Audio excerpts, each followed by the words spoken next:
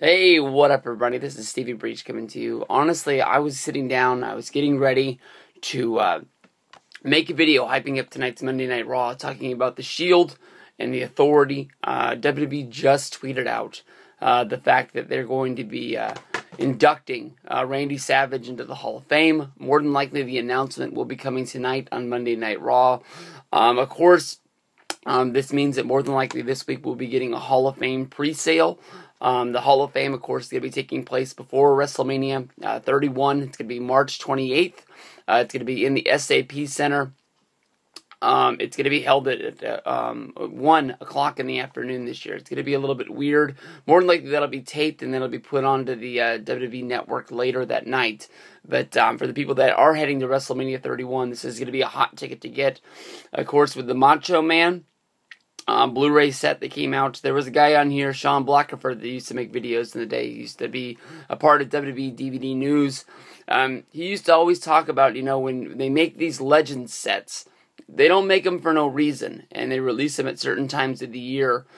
So make sure that you're taking a part of this. And last year, the Goldberg set came out before. I believe it came out like in November. I could be a little bit wrong on that, but that was sort of on the track to WrestleMania. It looked like Goldberg was going to be that guy. Instead, he ended up doing WrestleCon, and they ended up not being able to work out a deal in order to put him in. But I'm so glad as hell that Randy Savage is going into the Hall of Fame, and they're going to be playing another video for him. If you can remember back to when we lost the Macho Man, it's been a few years now. But he passed away midweek, and then we had to wait until Monday Night Raw, and they put together a video package of his career, and it was to his music, man. It was one of the most beautiful things I ever saw. The Macho Man was an awesome performer. He just was so good. He was so charismatic that, when you saw him, it was more about the wrestling, and it was more about looking at him. I know a lot of people. When I grew up, I loved Randy Savage, but I've made no point of saying that, Hulk Hogan was my favorite wrestler. But I know plenty of wrestlers, I know plenty of wrestling fans that because of Saturday night's main event and other things like this, people watched Randy Savage. Randy Savage was one of the guys that wasn't like Hogan. He was a main eventer, but he wasn't protected like Hulk Hogan. Yeah, he wrestled on all the shows, whether if it was Wrestling Challenge, Wrestling Superstars, TNT, Primetime, anything that came out along the way. Savage wrestled on those shows if it was a match that mattered, or if he just wrestled a job match. Hogan was the guy you had to pay money to see. Paid money to see him at a house show. You had to pay money to see him on pay-per-view, and that was basically the only way you were going to see him. Macho Man wrestled all the time. Of course, before leaving WWF and heading over to WCW, his career lasted till about 2000, before heading out during the New Blood and Millionaires Club. And then he just disappeared, and we never really got a chance to see him. He's always going to be one of those guys that I never got a chance to meet, and it's sad. But the Macho Man set's out. I'm sure everybody's seen this by now. If you haven't, go get this. I was really surprised by the Paul Heyman documentary being uploaded on the WWE Network already. It seems like that just came out on Blu-ray. So if you don't have it, maybe wait a month. Maybe it'll be on the WWE Network for you. But I'm pumped. Tonight's going to be the big announcement. Macho Man, Randy Savage, going into the Hall of Fame. I'll be looking for those pre-sale tickets, and it'll probably be this week. Peace out, everybody. And another feel-good moment here on the December 12th edition. Oh, January 12th edition of Monday Night Raw here in 2015. The news broke earlier this morning. Basically, WWE sent word to TMZ. TMZ put it out, and then WWE acted like, whoa, why are you breaking our news here? And then they went as far as to tweet that it's not official, but WWE believes that WWE is going to be inducting Randy Savage into 2015. The way they were backpedaling on Twitter today was pretty damn funny. They just should have came out and said, hey, we're going to play a video, and Randy Savage is going to be the first inductee into the Hall of Fame. I don't believe that Savage is going to be the main eventer. I think they are going all out for this. WWE Network. I never saw a tweet. I just saw a tweet that it was going on. Breaking into coverage with the breaking news. This is something that I thought was really, really cool. If you remember back to the Roman Reigns injury, they had the video, although they told us it was going to play at 11 and it didn't play until almost 1. So you had to be sitting around waiting for it for over 2 hours, just sitting there watching the CM Punk documentary and then sitting there and watching whatever they played after that, just feeling like an idiot. Like, like if you're gonna break news already. But they had a whole big deal with Hulk Hogan, with Lanny Poffo, Mean Gene Okerlund, Ricky the Dragon Steamboat, all giving their thanks to the Macho Man and saying that it was about time, it was long overdue. And as they do, they make the awesome video packages. And they made a video package for Randy Savage for the rest in peace when he died. I believe that was back in 2012. You can easily say that Savage should have gone into the Hall of Fame there. It seemed like that he was coming into good graces with the WWE. There is the ongoing rumor that basically Savage's dying wish was that not to put him into the WWE Hall of Fame unless all of the Poffos went in at one time. His father and his brother, Lanny Poffo. There's lots out there about him being a great wrestler. He of course was the genius inside of the WWE. Randy's father was a legend. He's in the WCW Hall of Fame. It's debatable if he should be in that Hall of Fame. Randy wanted his brother to go in. Randy wanted his father to go in. Because of this, the main announcer for WCW, he quit. Basically because he felt that the WCW was sort of, laying down for its performers, putting people in there that shouldn't go in there. A lot of people think that the WWE Hall of Fame is a bit of a joke. I mean, there is no, freestanding building that you can go see these people's things. There's been rumors of it happening for, a couple of years, and it picked up speed a couple months ago with basically one of the big belt collectors saying that WWE had made a trade for a very famous belt. I can't remember which one it was, but saying that they needed that to build a Hall of Fame. So maybe this is coming. People have thought that it might go down in Orlando. Maybe they could start doing tours of the Hall of Fame, the Performance Center, drive down the road, hit Hogan's Beach Shop and Hogan's Beach Restaurant in Tampa. But honestly, Macho Man going into the Hall of Fame honestly is very long overdue. He's one of the best performers of all time. He's one of the best guys at delivering promos. He was very colorful. He really reached out and grabbed you through the television screen, and he made you, pay attention to what he was doing. He made you pay attention to his matches. He played himself up like he was insane. You never knew what this guy was going to do next, and he's one of the best. And, there's always going to be those rumors in the back of, why Savage was never brought back to WWE, why there's no Triple H, why there's no Stephanie, why there's no Vince McMahon on the Randy Savage story, the Macho Man DVD. But hopefully now this can be put down to rest. They're going to give it a big deal at WrestleMania 31. I don't think he's going to be the main eventer. I think that there's still going to be a name to send us all home happy with a great speech. You don't want to be having to hear Lanny Poffo talking about a guy who's no longer with us anymore, and us crying on the way out the door. Walking home from WrestleMania 30 in that death march. It felt like we were walking home from the funeral. Even though Bryan won at the end, it was the big moment when, Undertaker lost, killing off the streak. I think a lot of us walked out of that building knowing that we were never going to see Undertaker again. And that Brock Lesnar had basically killed the man right there in the middle of the ring. But Savage going in is going to be a great, awesome moment. I think everybody knows that Hall of Fame tickets for the general sale is going to go on sale Saturday. I'm hoping for maybe a Wednesday, hoping for maybe a Thursday Hall of Fame pre-sale. So we'll check out and we'll see what we're doing for that. So WrestleMania 31, hope you guys got your tickets, hope you're coming, and oh yeah, Macho Man.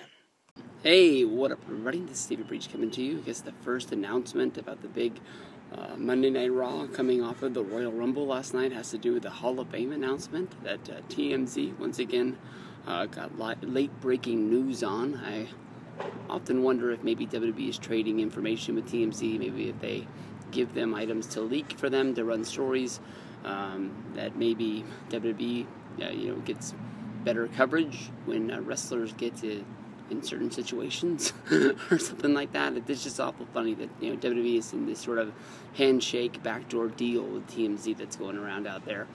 Big Monday Night Raw tonight, of course. Fallout from Royal Rumble. You saw the Authority coming out there, not being very happy that Roman Reigns won the Royal Rumble. He was able to beat all the members of the Authority. He was able to toss out Rusev. He got the handshake deal from The Rock, but at the end of the day, it wasn't really what they thought it was going to be. But they have made the announcement that Arnold Schwarzenegger, a real big Hall of Famer, is going to be going into the WWE Hall of Fame this year. I know that Arnold made one really good appearance for SmackDown back in the day, 98 probably-ish. I remember he had that movie coming out. I think it was with Vanessa Williams. I think it was called Eraser. It was the one where he was having the gun shootout and the alligator went flying by because the fish tank broke. And maybe I don't remember, but he was on SmackDown to endorse his show, and he actually got in a fight with Triple H, and he dropped him. They gave him a commemorative title that he held up, and they've shown that in a lot of publicity stuff. That Arnold's a big fan of WWE, and I can't really think of any other real appearances that Arnold's made. I have a feeling that he was on Raw not that long ago. I just can't remember what the hell he did. Maybe somebody will leave a comment down below in the box, but honestly, in my opinion, for the Celebrity Hall of Fame, there's lots of guys that could go in. Probably one of the most deserving is Lawrence Taylor. He main evented a WrestleMania. He did a big angle at Royal Rumble with Bam Bam Bigelow. The rape stuff from a year ago, 2 years ago, however long ago that was, probably hurts him. But he's the guy that really does deserve it. And also, Muhammad Ali, one of the greatest American sports heroes that there is. A big part of WrestleMania 1 being the special guest referee. I know he's not in the best health there is, but look at the pop that Ali got in '96 at the Olympics when he lit the torch. He's one of the biggest stars. WrestleMania was really built on the stars, and sort of you came for that, but then you fell in love with the wrestling. They were all supposed to give Hulk Hogan a big rub and make WrestleMania the biggest event, that when WWF came to your town, you had to go see it. He's probably one of the most deserving guys. Tatiana Ali, I believe that's his daughter's name, is a personal friend of Hulk Hogan. They did American Gladiators together. You can remember that Hulk Hogan documentary that came out when he was in TNA, talking about Hulk Hogan, where he almost committed suicide. There was a phone call from Tatiana Ali. I don't think that's her name now. Tatiana Ali, I think, is the girl that was on Fresh Prince of Bel-Air. Whatever it was. But whoever Muhammad Ali's daughter is, the co-host of American Gladiators, she gave the phone call to Hulk Hogan, and that's what I think made him take the gun out of his mouth.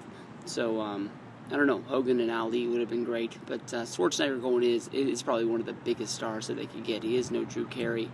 Will the fans probably boo him in the Hall of Fame like Mr. T and Drew Carey? Maybe. But maybe they'll have enough respect for him that maybe he'll be able to slide through off of everything else he's done in the world. Hey, what up, everybody? This is Stevie Breach coming to you. I know that on Monday I did not have a channel at that point, and I think I got my channel back Tuesday morning, or maybe it was on Wednesday. But honestly, I was really surprised. I am one for the love of going to the Hall of Fame every year. Since WrestleMania 27, I've made it a point that I was going to go see all of them. I remember that before then, I always made it a point to watch the showing of the Hall of Fame. That was always late Saturday night. I remember when I arrived into WrestleMania 26, and I arrived into Phoenix, and I checked into my hotel. I turned on to the USA channel. I was lucky enough to catch the Hall of Fame. I remember as I was editing my video about my drive to WrestleMania 26. I watched the Bob Uecker speech and the Ted DiBiase speech. I know that WrestleMania 26 looked like it was a pretty weak class. I know that they were trying to get Ultimate Warrior to go in that year, but since then I've been able to go. I saw Edge, I saw Shawn Michaels. Those are big time important speeches. Last year was a very, very strong class across the board. None of them were my favorite wrestlers of all time. But this year with the Hall of Fame, it's sort of looking like it's not going to be the strongest class of all time. I know that I've been looking for the Macho Man to go in for a long time, and he is the one guy that got put up there first. He's going to go in there. It's just a bummer that it's not going to be able to go in when he was alive. I know that I believe that the rumors that he was supposed to go in the year that he did pass away, that was supposed to be the year that he came in to WWE and sort of got reestablished, almost the same way that we saw Ultimate Warrior with Macho Man was doing the toy video at I believe it was Comic-Con. I could be a little bit off, but then Ultimate Warrior came in. He did the video game commercial, and that sort of just got everything rolling in order to bring him back into the family. But this year with him, and then you've got Rikishi is the newest guy to be named to go in there. Arnold Schwarzenegger was named I believe a few weeks ago, but Rikishi to me was the one that sort of just doesn't make any sense at all. It's not that I wasn't a Rikishi fan. This year, before the Royal Rumble, I put up a review on Royal Rumble 2000, and of course that was the year that they made Rikishi have the big Diesel moment, I guess you could say, where he went in and he had his moment where he danced with Too Cool. He threw a whole bunch of guys out. He was at the point where Boss Man comes down. He didn't even want to get into the ring until he was forced into the ring, I believe, by Test, because he had seen all the destruction that Rikishi had caused, and he didn't want to go in there one-on-one. But Rikishi, he was a loved babyface. I know when he first came in as Rikishi, he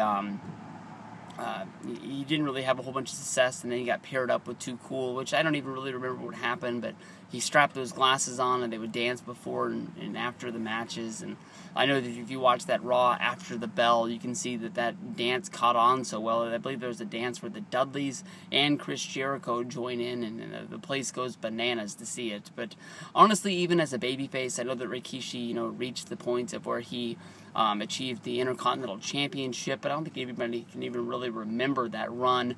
You can also remember Rikishi's heel turn where he did it for The Rock, where he got to stand up and got his ass kicked by Stone Cold Steve Austin, in the big heel turn where he started wearing the big leather jackets Rikishi wear, I think is what it was. It was sort of like a takeoff on FUBU. I don't know if you could actually even really buy those, or if he just was really making them for himself. But I don't know. I mean, people always point at Koko B. Ware being that worst guy that's in the WWE Hall of Fame. But I don't know. I respect Koko B. Ware for what he did. I understand that he wasn't the biggest star in WWE as a singles guy. Never really captured a championship, but he did wrestle at a time when champions really didn't even change hands. You look at Roddy Piper; he didn't even really achieve Intercontinental fame until the early '90s. And, once his career was, well, I guess you can say once it was winding to an end, but I guess he tacked on a few years in WCW at the end, proving that he did still have something left in the tank, where his name value did sell some tickets when he went up against Hulk Hogan for that feud. And then he did some other random stuff along the way as well, becoming president of WCW and stuff. But I don't know. I just Rikishi to me just makes me scratch my head and just shake it like, man. I understand that his Usos are a team they're really trying to get over. I guess I screwed that up, but his sons, the Usos, the ones that on Total Divas, he wouldn't even show up to the wedding because he took a booking to do an independent show. Where I know when I did a review of that show, I just was really critical to the point of it might have been a storyline, and maybe Rikishi really was there, and maybe they just made him look bad in order to have that big moment between the two brothers. Breaking down, crying, saying, I am your twin, I've always been there. Even though he's not here, I'm here for you, and that should mean more to you. And maybe just Rikishi wasn't there, or maybe he wasn't there, and maybe it was a real storyline. I just think of, Rikishi doing an independent show anywhere in the United States. How much is that really going to pay? And is it really worth, missing your son's wedding? It didn't seem like he was against the wedding at any point, like he didn't like who he was marrying, and he wasn't making a stand for it that way. He just chose wrestling over that. And I know a lot of the older guys, it's in their blood. You never miss a booking because maybe that guy won't book you again or anything like that. But I just really was just like, man, I couldn't think of anything in the world that would happen where I would miss my girls' weddings. It just no way, Jose. But Rikishi, to me, really shocking that he is going in there. I know that he, wrestled. Was he in the? It wasn't the Head Shrinkers. It was I can't remember what tag team it was, and he came from there. And then, of course, he was the Sultan. He was the guy that, of course, lost to Rocky Maivia at his first WrestleMania, where, of course, Rocky Johnson, his dad, came in there and had the big moment of tearing off his shirt and being really out of shape. But that was supposed to be one of the things that was really supposed to help get Rocky Maivia over before he went heel and became back as The Rock. But not the best choice in my mind. I know that you guys are running out of names at WWE to put in the Hall of Fame, but Rikishi didn't win me over at all. I'm glad we got the cheaper seats. I think our seats at the Hall of Fame this year were $40. Hogan and Lanny Poffo and Macho Man, that's going to be cool. But I'll be looking to run out of the Hall of Fame as soon as I can, jump on that light rail, and head over to the WrestleCon wrestling show that they're doing that night. Hardy's versus Rob Van Dam and Sabu, the Dudley Boys. You've got the Survivor Series style match with Chris Hero against Colt Cabana as being the captains. ACH wrestling against John Morrison. Can't say enough about that show. One of the big shows that I'm really looking forward to that weekend, and that's going to be what closes out my Saturday to get me back and get ready for WrestleMania Sunday. So, peace out, everybody. Not a big fan of Rikishi going to the Hall of Fame. Got that off my chest, and I'll see you guys down the road. Hey, what up, everybody? This is Sleepy Breach coming to you. I just finished watching Gemini 888's video about Hulk Hogan being the wrong guy to induct the Macho Man Randy Savage into the 2015 WWE Hall of Fame at WrestleMania 31. I will tell you that there is a little bit of behind-the-scenes footage that you guys aren't going to know about. It was basically Jem and me texting back and forth today. I was asking about his status for WrestleMania 31. Somebody was asking who might be the mystery man to fill in on the Click's WrestleMania 31 tour. And that person asked if Jim was going to be there, so I was just, hooking their answers up. And he told me about this video, basically, because Jim was saying he was excited about flying into Santa Clara, actually San Jose, for WrestleMania 31 to go to the Hall of Fame. But basically was telling me how much he was not looking forward to the Hall of Fame because he was making this video saying that Hulk Hogan was the wrong person to induct Macho Man Randy Savage into the Hall of Fame because he felt that his brother Lanny Poffo would be a much better guy to do it. And I think I've seen a lot of videos like this, but honestly, when it comes down to it, Jem and other people out there, I think the Hall of Fame's been going for a long time. And I'm not saying that anybody doesn't remember the Hall of Fame or doesn't think about it, but when somebody's inducted to the Hall of Fame, there's two speeches. There's the induction speech, and there's the acceptance speech. If it was Dusty Rhodes or Ric Flair or Hulk Hogan, somebody would come out and give a great speech about how great this wrestler was, maybe how much of a good friend they were, and this, that, or the other, and then that person would come out and induct that person. But with other people throughout the past, you think about Kurt Hennig, you think about Yokozuna, you think about last year with Paul Bearer. Somebody comes out and gives a speech, and because that person is no longer with us and no longer living like the Macho Man is, somebody else comes out and does the acceptance speech. I think it's all well known and well documented from the announcement on the WWE Network that Hulk Hogan will be doing the induction speech, and that Lanny Poffo, his brother, will be giving the acceptance speech. I think that Hulk Hogan is the best name that is out there. You got to think of star power. You got to think of this might be the main event guy for WrestleMania. And when you think of Randy Savage, you think of Hulk Hogan. When you think of Hulk Hogan, you think of Randy Savage. These guys go together like peanut butter and jelly. They might not have the best relationship in the world. It is well documented in the world. But when it comes down to it, these guys were friends for a great long amount of time. They did ride the heights of WWF together with the Mega Powers. They did ride together for the Mega Powers Collide at WrestleMania 5, one of the biggest WrestleMania pay-per-views of all time. A 2-year-long storyline basically building up of Hulk Hogan going off to make No Holds Barred, dropping the championship on the main event to Ted DiBiase and Andre the Giant. From there, then going to the tournament at WrestleMania 4 with Macho Man Randy Savage winning, and then basically riding it out and then doing the whole Who Wants Liz the Most. I will say that, Jem, during your video, you did say a lot of things about Hulk Hogan, even though he is one of my most favorite wrestlers. Hulk Hogan does have a lot of stories that are exposed to not be true, or to see that there is a double side of every story that Hogan sells. Most recently, we've heard Hogan trying to make excuses for what happened at WrestleMania 30, calling the Superdome the Silver Dome, and that was big time exposed. He was saying that Stephanie McMahon, basically had him running around doing interviews, talking about Andre the Giant for the WWE Network, and then when he went out there, he was confused because he saw Hulk Hogan Hulk Hogan saw The Rock and Stone Cold Steve Austin ducking off to the side, and it was a Vince McMahon swerve that he didn't know they were coming. The WrestleMania 30 episode number 1 of 24 basically exposed that those guys were talking it out before, during, and after. They knew that each other were going to be there. Stone Cold Steve Austin talks about when they called him up to do it, that basically he knew that that's what he was going there for, and that's what he was going to do. He's had that big powwow inside of the ring, and I guess Hogan got exposed on that one. TNA really was a big-time money grab. I think that Hogan thought that he really could go in there and really could help out TNA. At the end of the day, I think the TNA might have even went down a little bit, and it might be said that it was because of what Hogan was getting paid at the time, and basically what the expectations of Hogan doing the radio ads wasn't really helping people, because I remember when I went to the Sacramento house show for TNA, a lot of people were thinking that Hulk Hogan was going to be there, and he wasn't there, and some people probably left unhappy. But also, Jem, at the end of your video, you're talking about the things that Hulk Hogan's not going to be talking about. He's not going to be talking about, if he did Liz, this, that, or the other. That's not really the place for the Hall of Fame. Hall of Fame is for telling the good time stories about how good these guys were friends, and how they did get along, and how Macho Man was one of the greatest ones out there. It's not for bringing up the dirt. That might be for a documentary somewhere down the road.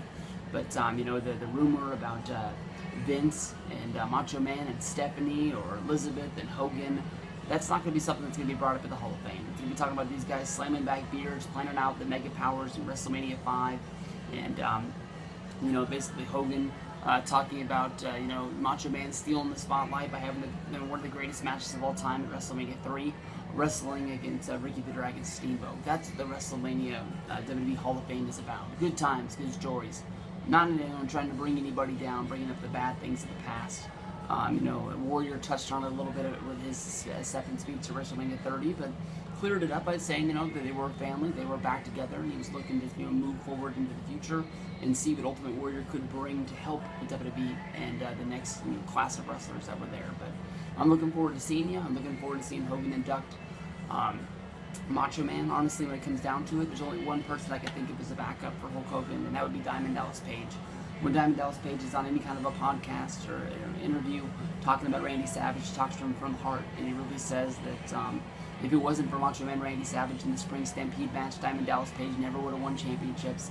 Diamond Dallas Page never would have got a call from the WWF to go up there and work the invasion angle as the Undertaker's stalker, and it really puts it over. But if DDP is going to talk about Savage, it's really going to be putting over DDP more than anybody else. So I do think that he might give one of the best speeches for the Macho Man Randy Savage. It's just not the right place, and it's not the right time. Hogan putting him in there is the biggest star power, and Lanny Poffo accepting it and locking it down with a great speech about how great his brother was and how great the Poffo family is. It's great stuff for WrestleMania 31 in the Hall of Fame. Hey, what up, everybody? This is Stevie Breach coming to you today, talking a little bit about tonight's Monday Night Raw and the Hall of Fame announcement that's coming this year so far for the Hall of Fame. Of course, we have Macho Man Randy Savage, we have Rikishi, and Arnold Schwarzenegger. And there's been rumors out there that Ray Stevens, Kevin Nash, and the duo that's going to be put into the Hall of Fame with their announcement tonight, the Bushwhackers.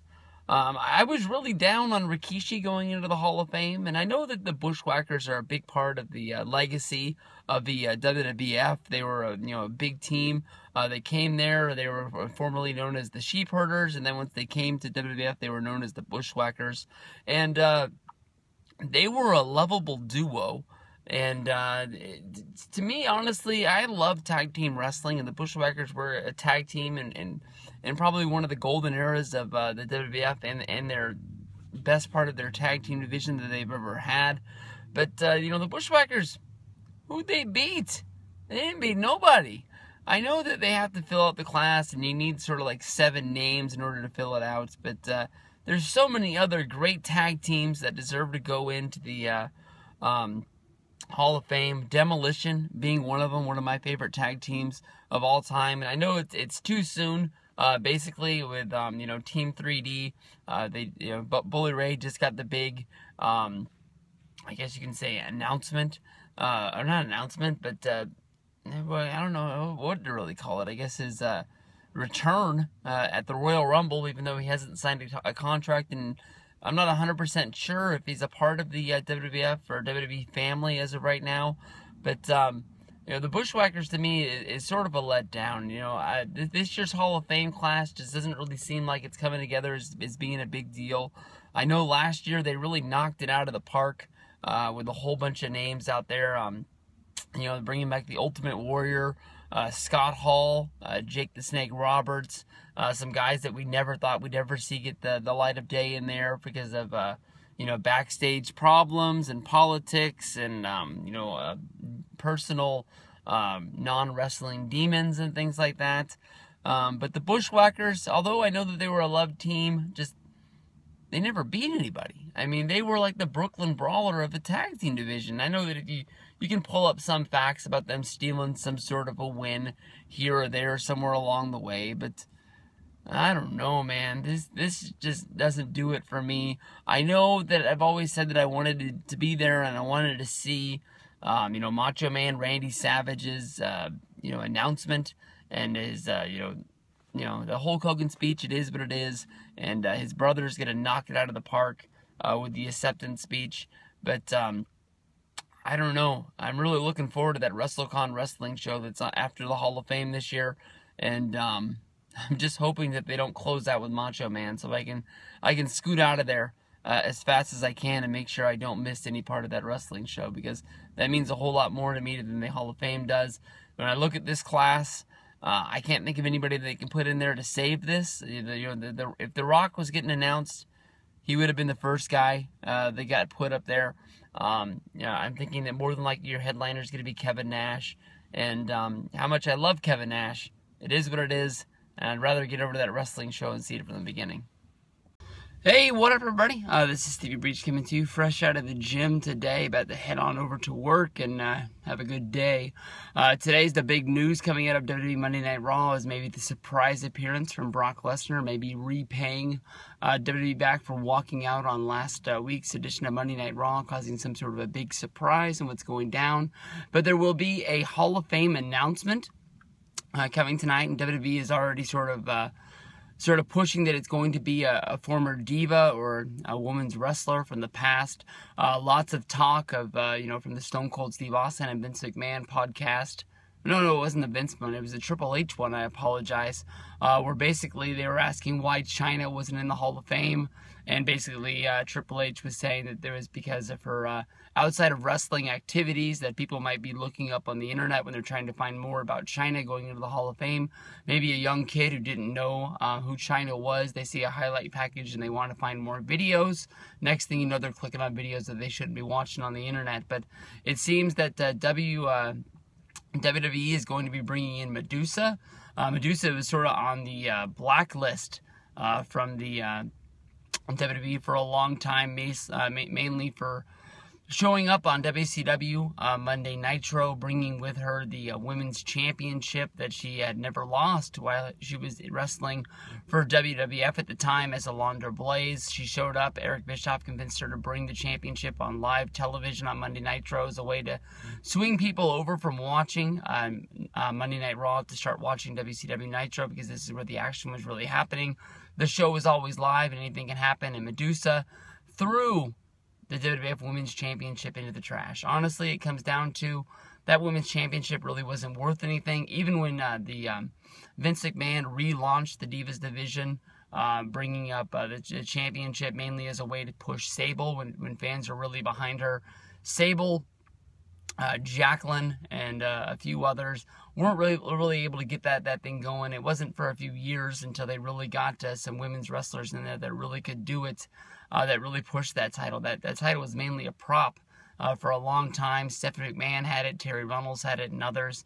But Medusa, to me, honestly, never really showed me great women's wrestling. I'm sure somebody will send me a link of something of her wrestling in Japan or something like that. But at that time, WWF and WCW, they had women's wrestling to have women's wrestling. They thought maybe it might bring in a female viewer or something. It might be something that somebody wanted to see.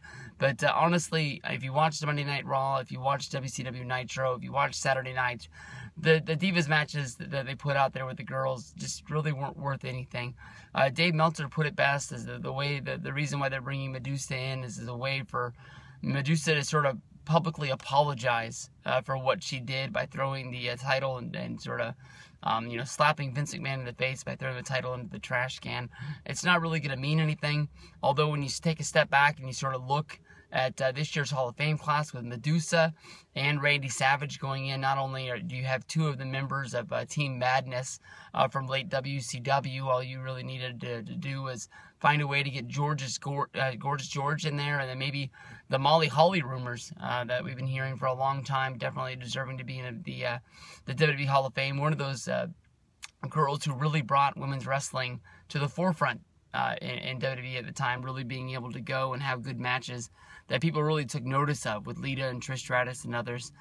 Most people don't really know that Miss Congeniality was Molly Holly, but that's who it was. That was somebody that WCW just let walk away during their time of just basically not having these people, not having their lower people under good contracts and finding a better deal and leaving and going and finding a big career with the Crush with Spike Dudley, where they went on and they had their own little relationship for a while, which caused havoc between the Dudleys and the Hollys, which was great television back in the day. It made for some great angles. Just the two of them being paired up as a couple was really, really fun.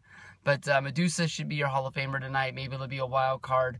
There's been rumors of Victoria, going in. Also rumors of China on the background. So we'll have to see what goes down tonight, but more than likely it's going to be Medusa. Hey, what up everybody? This is Stevie Breach coming to you. Today is Monday. We're counting down until Monday Night Raw. This is the Go Home Show live from Staples Center in Los Angeles, California. And WWE has finally released late breaking news that they say was broken by Rolling Stone, who got the credit this time, this year for the WWE Hall of Fame, starting off with TMZ breaking the Macho Man story, and WWE spreading the love around in all their stories, basically saying all these publications that cover them. You can remember back at the end of the year, beginning of the year, Rolling Stone naming Dolph Ziggler Wrestler of the Year. But the news today that was broken by Rolling Stone was Kevin Nash would be going into the WWE Hall of Fame. We've long expected this to be the year of Kevin Nash, for him to be going into the Hall of Fame. I, for one, am really pumped. I've always loved Kevin Nash. I always thought that he was a great wrestler. I always looked at Kevin Nash as the definition of cool. To me, honestly, I believe he's the guy that sort of transformed the NWO Wolfpack into being something cool. It was Kevin Nash that stood up when Eric Bischoff was trying to decide on a t-shirt idea, and Kevin Nash said you can't put guys' faces on the shirts. That doesn't make it cool. You just basically... He came up with the NWO logo right off the top of his head, just basically made it look just totally just black market, like anybody could have done it, made it look real easy, and it went on to become one of the highest selling wrestling shirts of all time. Kevin Nash, who had no success in WCW, was sort of spotted by Shawn Michaels when he was watching the WCW shows and told Vince McMahon, that's the guy you want. They put a call in to Kevin Nash, who still was under contract but really wasn't going anywhere. Kevin Nash went into the, I believe it was Dusty running things at the time, and basically just asked for his release, said that he was going to think about going back and playing basketball. Next thing you know, WCW's letting him go because they didn't really have any plans for him. And the next day, he's under contract, and he's walking out as Shawn Michaels' as bodyguard. Lots of funny stories come out of that, is when Shawn meets Diesel for the first time, he tells him that it's not a gimmick. Everyone in the locker room hates him. And he was basically there to be a real life bodyguard. He thought there was a good chance that somebody was going to try and take a cheap shot on Shawn that night, for a sort of a shot that Shawn had given somebody else along the way. But with Kevin Nash going in as Diesel, I don't think a lot of the fans will care. I think everybody knows that Kevin Nash is going to the Hall of Fame, not really Diesel. It's a little bit of a power trip. Vince McMahon thinking that he created Diesel. He's the one who created the star. It wasn't him going to WCW and being a part of the NWO that made him a huge star. Vince wants to think that it's all him, and all the success that he had was under the WWE logo. Honestly, I think that he was a star in WWF before leaving and then going to WCW. Starting up the NWO with him and Scott Hall, and then Hulk Hogan coming behind it and really throwing that can of gasoline onto WCW, making it the hottest promotion in the world at that time. I was always a WWF guy. I always rooted for them to come back. They were putting on horrible shows at the time, but I was watching them week in and week out. But slowly the channel started to change more to see what was going on with the NWO, with Hogan, Hall, and Nash, because they just were the definition of cool and the definition of bad. They were the bad guys that everybody loved to be. Everybody wanted to join the NWO, much like today. Everybody is buying a Bullet Club shirt to join the Bullet Club and wanting to be a part of the new hip thing that's going in town. But I'm pumped for Nash to go into the Hall of Fame. I know that I've said 1,000 times that I'm going to be leaving the Hall of Fame early in order to head over to the WrestleCon wrestling show. That's still going to happen. You know that the Hall of Fame is going to be up on the WWE Network.